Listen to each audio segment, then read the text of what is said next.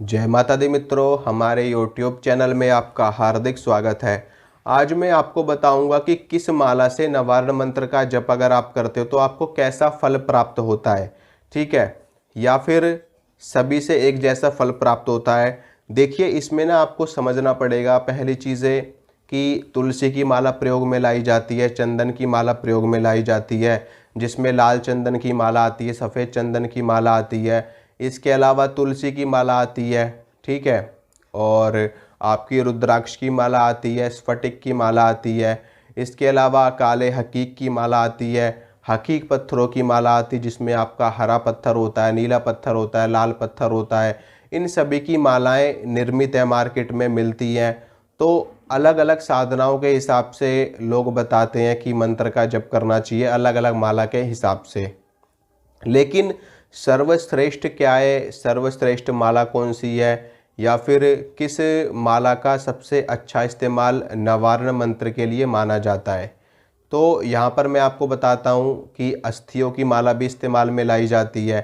तो जैसा कर्म होता है, जैसी क्रिया होती है, या जिस कार्य को हमें सिद्ध करना होता है, उसके हिसाब से हमें माला का चयन करना चाहिए।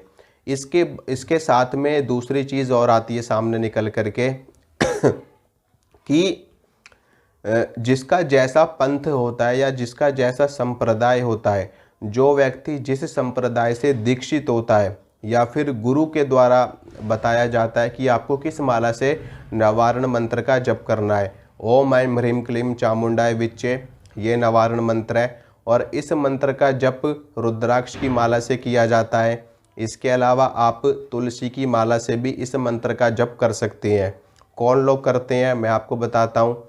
जो लोग वैष्णव संप्रदाय के होते हैं, जो लोग रामानुज संप्रदाय के होते हैं, जो लोग श्री संप्रदाय से संबंधित होते हैं, जिस संप्रदाय में उनकी दीक्षा हुई होती है, जिस संप्रदाय से वो दीक्षित होते हैं, वैष्णव संप्रदाय के लोग या तो तुलसी की माला प्रयोग में लाते हैं या फिर कमलगट्टे की माला प्रयोग में लाते हैं। तो वो लोग जितने भी मंत्रों का जप करते हैं, ठीक है, जिस भी मंत्र का जप वो लोग करते हैं, तो उसमें वो तुलसी की माला से ही जप करते हैं, कमलगट्टे की माला से ही जप करते हैं। तो अगर आप वैष्णव संप्रदाय से हैं तो तुलसी की माला से आप नवारण मंत्र का जप कर सकते हैं। कोई इसमें ऐसी बाध्यता वाली बात नहीं है कि आपको इसी माला से जप करना है। अपने संप्रदाय के हिसाब से, अपने पंथ के हिसाब से चयन करना चाहिए। और इसके अलावा जो लोग शैव संप्रदाय के लोग हैं, शैव संप्रदाय के लोग रुद्राक्ष की माला का इस्तेमाल करते हैं और वो हर मंत्र का जप रुद्राक्ष की माला से ही करते हैं। शाक्त संप्रदाय के लोग होते हैं, शाक्त संप्रदाय यानी कि शक्ति के उपासक जो लोग होते हैं, शैव यानी कि शिव के उपासक जो लोग होते हैं। तो शाक्त संप्रदाय और शैव संप्रदाय, दोनों संप्रदाय के लोग रुद्राक्ष की माला को ज़्यादा प्रेफरेंस देते हैं और वो लोग रुद्राक्ष की माला का ही ज़्यादा से ज़्यादा इस्तेमाल करते हैं।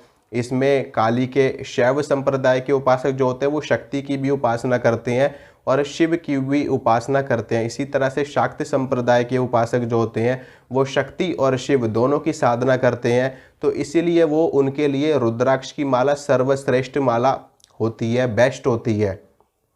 तो आपको भी, अगर आप शक्ति के उपासक हैं या शिव के उपासक हैं, मुख्य रूप से आप शिव और शक्ति के उपासक हैं, तो आपके लिए सबसे बेस्ट माला रुद्राक्ष की रहेगी। सभी साधनाओं को आप रुद्राक्ष की माला पे आपको करना चाहिए और माला बार बार नहीं बदली जाती। बहुत सारे लोग आपको साधनाएं बताते हैं, मैंने देखा है, बहुत देखा है मैंने ये चीज़। आपको अगर वो लोग 10 साधनाएं बता रहे हैं तो 10 साधनाओं के लिए 10 तरह की मालाओं का आपको बताते हैं, लेकिन जो कि बहुत ही ज़्यादा गलत है। एक ही माला होती है एक अच्छे साधक की। एक अच्छा साधक, एक भगत, एक अच्छा तांत्रिक, एक अच्छा ओझा सोखा वही है जो एक ही आसन पे बैठता है और एक ही माला से जप करता है, चाहे वो गुरु मंत्र हो, चाहे वो अन्य साधनाएं करने वाला साधक हो। तो अगर आप एक अच्छे साधक बनना चाहते हैं तो अपना एक आसन रखिए और अपनी एक माला रखिए। चाहे आपको किसी भी देव या किसी भी देवी के मंत्र की सिद्धि करनी हो, एक ही माला पे सबकी सिद्धि प्राप्त हो जाती है। और ये बात मैं अपने अनुभव के आधार पे आपको कह रहा हूँ कि एक माला पे ही प्रत्येक देवता की सिद्धि प्राप्त होती है। तो आप इस तरह के कन्फ्यूज़न में, इस तरह के भ्रम में कभी मत पड़ना भाइयों। लोग आपको बता रहे हैं, ठीक है, लोग आपको स्फटिक की माला बताते हैं किसी साधना में, किसी में आपको शंख की माला बता देते हैं, किसी में आपको मोतियों की माला बता रहे हैं, किसी में तुलसी की माला बता रहे हैं। दुनिया भर का टीम टाम आप लोगों के लिए झमेला फैला रखा बेमतलब का। आपका फ़ायदा क्या होगा मंत्र जप करने का, सिद्धि प्राप्त करने का? आपने आज एक माला पकड़ी, फिर कल उस माला को छोड़ दिया, मंत्र का जप करके उसको जल प्रवाह कर दिया।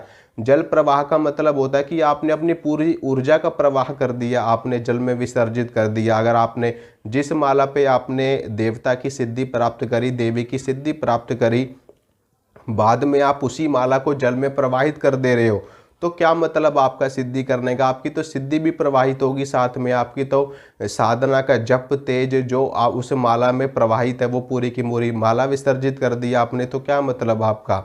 वो सिद्धि आपकी चली गई। ठीक है, इसी के साथ में इसी के साथ में और एक चीज़ बताता हूँ आपको कि अस्थियों की माला का इस्तेमाल कहाँ किया जाता है। अस्थियों की जो माला होती है उसका इस्तेमाल मारण के कर्म में किया जाता है, या फिर जो मारण के मंत्र होते हैं, सिद्ध करने होते हैं, तो उन मंत्रों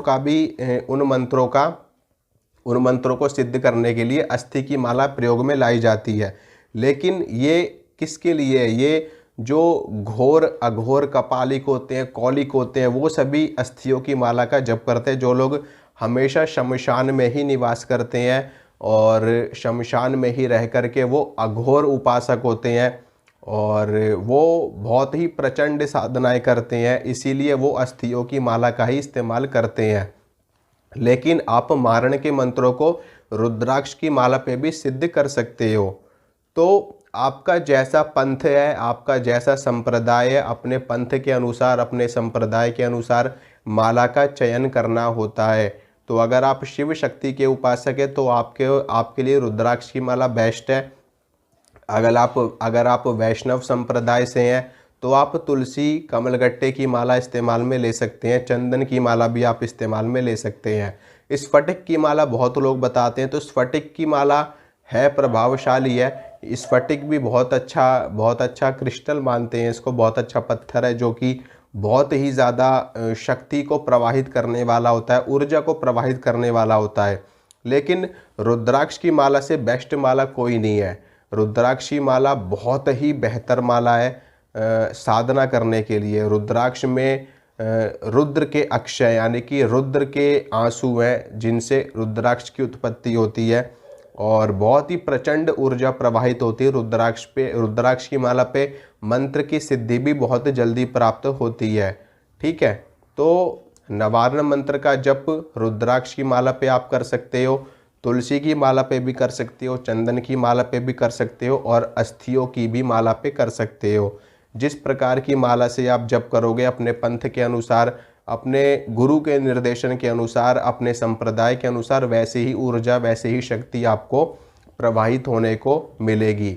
अगर आप तुलसी की माला से करोगे तो जो भगवती दुर्गा आदि शक्ति है जो वो वैष्णव रूप से चलेगी, वैष्णवी बन करके चलेगी, नारायणी बन करके चलेगी। अगर आप रुद्राक्ष की माला से करोगे तो दुर्गा बन करके चलेगी, काली बन करके चलेगी, चामुंडा बन करके चलेगी शक्ति। इसके अलावा अस्थि की माला से अगर आप नवारण मंत्र का जप करोगे तो महाकाली बन करके चलेगी, अघोर काली बन करके चलेगी, शमशान काली बन करके चलेगी शक्ति। तो मालाओं का चयन अपने संप्रदाय के हिसाब से करिए। चंदन की माला से अगर आप इस्तेमाल करते हो, भगवती के मंत्र का जप करते हो, नवारण मंत्र का जप करते हो, तो भगवती सौम्य रूप से चलेगी और लक्ष्मी बन करके चलेगी। ठीक है, तो इसी प्रकार से स्फटिक की माला से करोगे तो शक्ति बन करके चलेगी। इसमें और रुद्राक्ष की माला से ज़्यादा फर्क नहीं होता।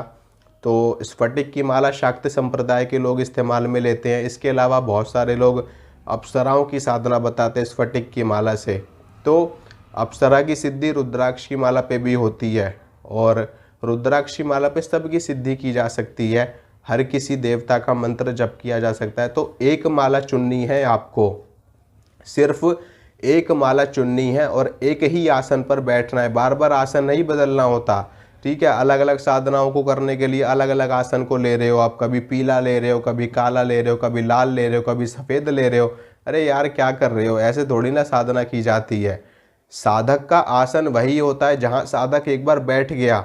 आसन सिर्फ नीचे बैठने वाला वस्त्र नहीं होता, आसन आपका खुद का शरीर होता है। अपने शरीर को एक ऐसी स्थिति में आपको रखना होता है जहाँ से आप ईश्वरीय शक्ति से जुड़ सको, कनेक्ट हो सको। और एक आसन पे स्थिर होना, इसे ही आसन कहा जाता है जिस पे आप बैठते हो। नीचे बदलने वाले वस्त्र को आसन नहीं कहा जाता। तो एक ही आसन आपको लेना है और उसी आसन पे आपको सारी साधनाएं करनी है। ऐसे नहीं है कि शिव की कर रहे हो तो सफ़ेद ले रहे हो, उसके बाद लक्ष्मी की कर रहे हो तो लाल ले रहे हो या पीली ले रहे हो, विष्णु की कर रहे हो तो पीली ले रहे हो, बगलामुखी की कर रहे हो तो फिर पीला आसन ले रहे हो। ऐसे नहीं करना होता। एक ही आसन पे हर साधना को किया जाता है और एक ही माला पे हर मंत्र का जप किया जाता है, तभी सिद्धि प्राप्त होती है। ठीक है। तो आशा करता हूँ जो जानकारी मैंने आपको दी आपको समझ में आई होगी, आप संतुष्ट हुए होंगे। और वीडियो को लाइक करना, वीडियो को शेयर कर देना और मिलूँगा आपसे अगली वीडियो में। और चैनल को सब्सक्राइब करना मत भूलना, क्योंकि सब्सक्राइब करोगे, बेल आइकन दबाओगे तो जो भी वीडियो डालूंगा उसकी नोटिफिकेशन आपको तुरंत मिलेगी। ठीक है मित्रों, जय माता रानी की।